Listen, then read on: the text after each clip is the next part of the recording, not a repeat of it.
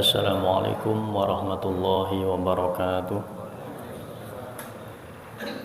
Bismillah, alhamdulillah, wassalatu wassalamu ala rasulillah Sayyidina wa maulana Muhammad ibn Abdillah. Asyhadu an la ilaha illallah wahdahu la syarika lah, wa asyhadu anna Muhammadan abduhu wa rasuluh. Allahumma salli ala Sayyidina Muhammad wa ala ali Sayyidina Muhammad. Subhanaka la ilma lana illa ma 'allamtana innaka antal alimul hakim. Ma'asyiral muslimin rahimakumullah. Saat manusia telah meninggal dunia, kemudian dia dimakamkan atau dikuburkan, setelah itu ditinggal sendirian. Maka di dalam satu kitab, yaitu kitab Daqaiqul Akhbar, disebutkan sebuah riwayat. Setelah kita dikebumikan, dimakamkan, dikuburkan, ditinggalkan sendirian di dalam kubur, maka Allah akan berkalam kepada jenazah tersebut. Allah mengatakan, ya abdi, wahai hambaku, baqita faridan wahidan, engkau saat ini tinggal sendirian, benar-benar sendirian.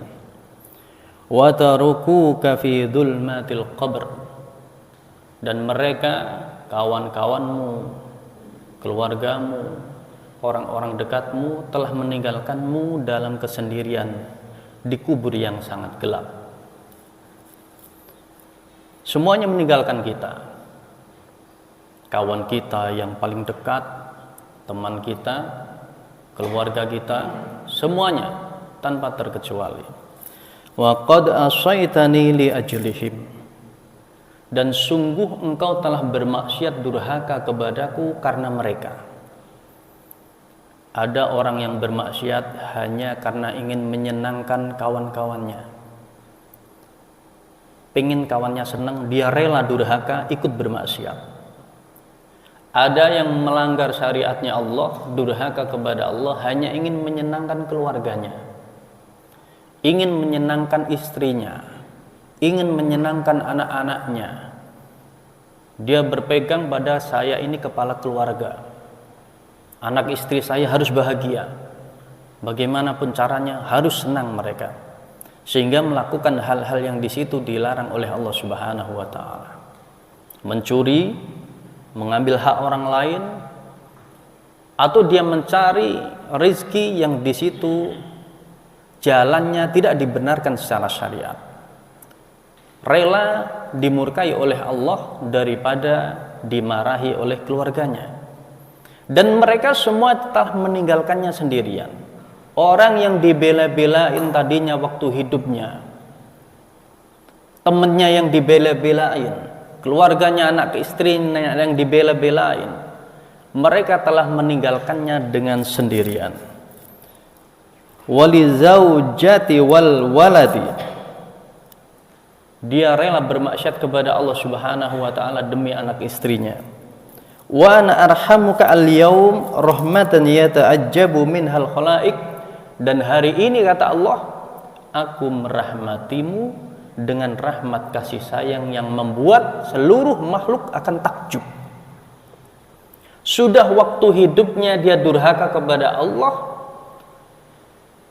hanya dengan alasan pengen nyenengin temennya, pengen nyenengin keluarganya. Akan tetapi di saat dia telah meninggal dunia, ditinggalkan sendirian, kini dia menghadap kepada Allah sendirian, yang Allah dulu dia abaikan. Tetapi Allah mengatakan, wa ana arhamuka al-yaum, hari ini aku mengasihimu, menyayangimu. Wa ana asfaqu 'alaika minal walidati biwaladiha, dan aku lebih menyayangi daripada seorang ibu yang menyayangi anaknya. Ma'asyiral muslimin rahimakumullah. Kasih sayangnya Allah, rahmat kasih sayangnya Allah itu banyak sebabnya. Orang yang tadinya bermaksiat kemudian dia meninggal dunia, di dalam kuburnya dia mendapatkan rahmat kasih sayangnya Allah, banyak sebabnya. Mungkin bisa jadi di saat dia masih hidup ahli sedekah, ahli menolong orang, ringan tangan, Ringan tangan maksudnya ahli menolong orang, ahli memaafkan orang. Nah, ini adalah jalan-jalan di mana kita akan bisa mendapatkan rahmat kasih sayangnya Allah. Melihat orang lain tidak tegaan, sehingga di saat melihat orang lain itu dalam kesulitan, dia cepat untuk menolong. Nah, ini yang menyebabkan Allah akan menurunkan rahmat kasih sayangnya saat kita berada di alam kubur. Saat dimana di situ kita menghadap kepada Allah dengan segala bentuk dosa yang pernah kita lakukan.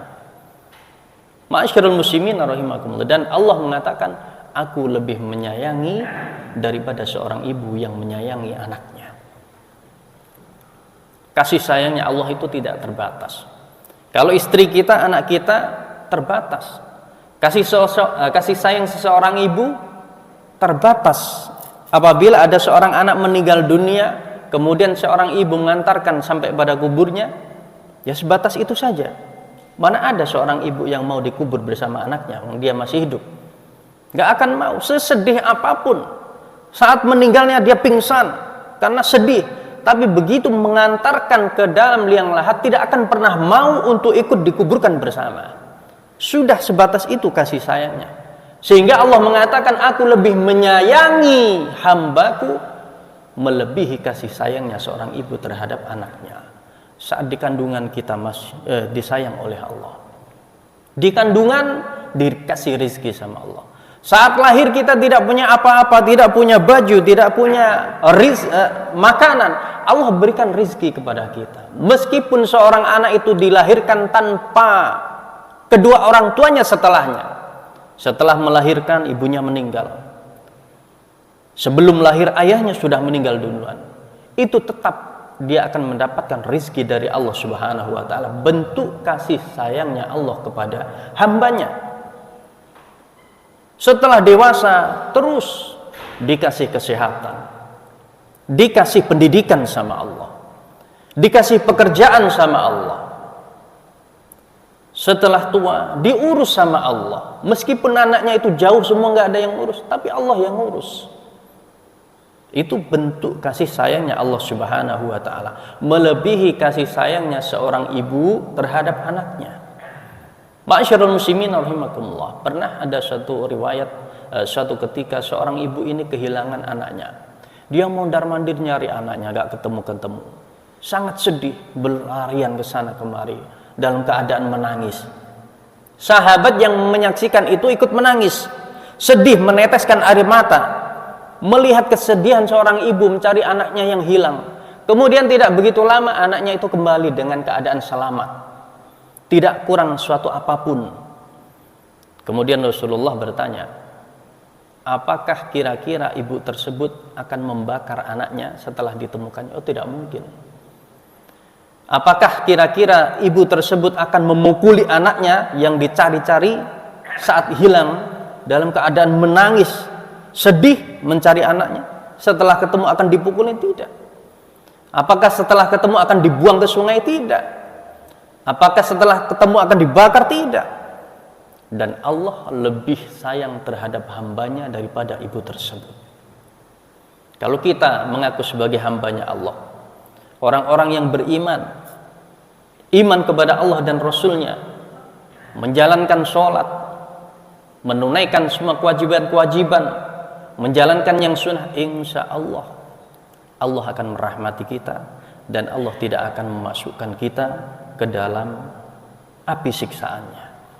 Itu adalah bentuk dari kasih sayangnya Allah Subhanahu wa ta'ala. Ma'asyiral muslimin rahimakumullah. Untuk itu lakukan semua hal yang di situ akan bisa mendatangkan rahmat kasih sayangnya Allah. Banyak rajin berjamaah, suka sedekah, suka menolong orang, dan suka memaafkan orang lain tanpa harus diminta. Demikian, semoga bermanfaat. Walafu minkum. Wassalamualaikum warahmatullahi wabarakatuh.